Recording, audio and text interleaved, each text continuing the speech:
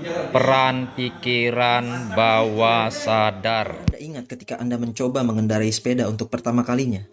Bisakah Anda menghitung berapa kali jumlah pengulangan yang diperlukan untuk melakukan suatu tarian yang sempurna tanpa membuat satu pun kesalahan?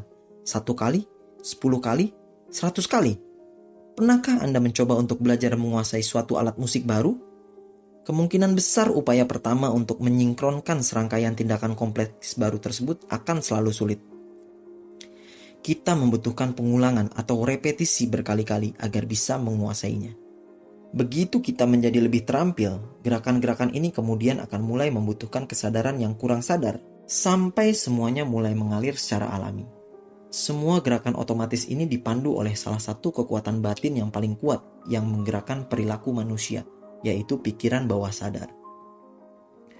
Dalam psikologi, pikiran bawah sadar adalah bagian dari pikiran yang saat ini tidak berada dalam kesadaran. Kata bawah sadar melambangkan versi Inggris yang tersubkonsentrasi seperti yang diciptakan oleh psikolog Pierre Janet 1859-1947 yang berpendapat bahwa di balik lapisan fungsi pemikiran kritis dari pikiran sadar terdapat kesadaran kuat yang ia sebut pikiran bawah sadar.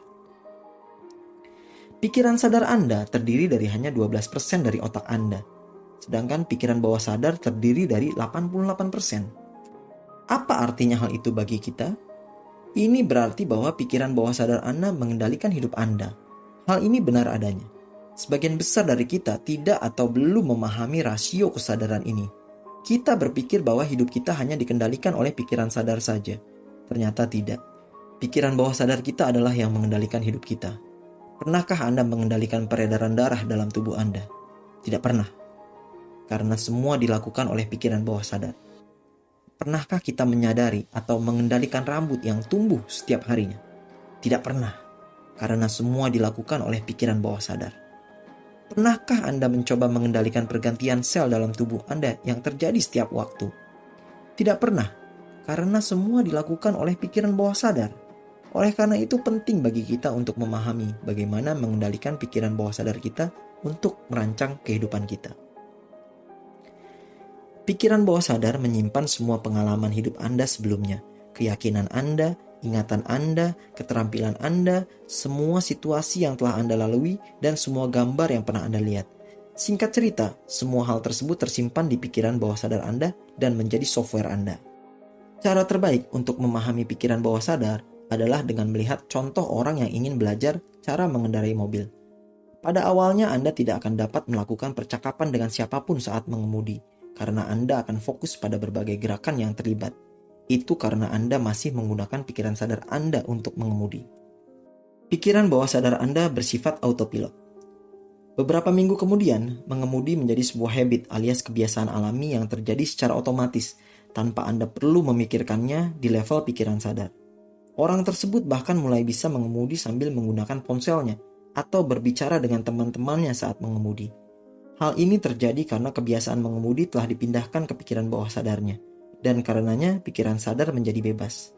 Ini memungkinkan orang tersebut untuk berbicara di ponselnya ketika sedang mengemudi.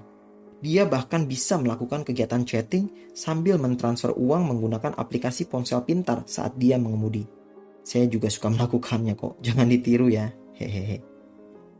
Pikiran bawah sadar bertanggung jawab atas perasaan dan emosi yang dipicu secara otomatis yang tiba-tiba Anda alami ketika menghadapi situasi baru.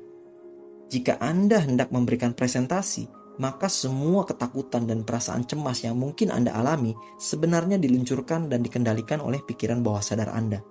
Sebaliknya, pikiran sadar bertanggung jawab atas logika, perhitungan, dan semua tindakan yang dilakukan saat Anda sadar.